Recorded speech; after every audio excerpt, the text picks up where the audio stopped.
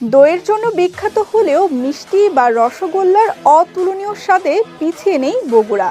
এবার তাতে নতুন মাত্রা যোগ করেছে কাঁচা মরিচের রসগোল্লা, যা খেতে প্রথমে মিষ্টি লাগলেও সঙ্গে পাওয়া যাবে কাঁচা মরিচের স্বাদ।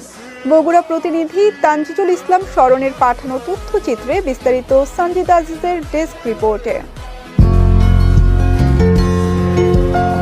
সুমধুর স্বাদে আহ্লাদে ভরা, চিনি আর ছানা দিয়ে হাতে গড়া, সকলের কাছে অতি প্রিয় মন ভোলা বাঙালির স্বাদের সেরা রসগোল্লা।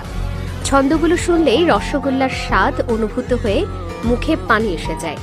তবে চিরচেনা রসগোল্লা যদি পাল্টে ফেলে স্বাদ, তাহলে কেমন হবে? ধরুন, রসগোল্লা খেতে কখনো পাচ্ছেন কাঁচা মরিচের স্বাদ। অবাস্তব মনে হলেও এমন স্বাদের রসগোল্লা মিলছে বাস্তবে। বগুড়া শহর থেকে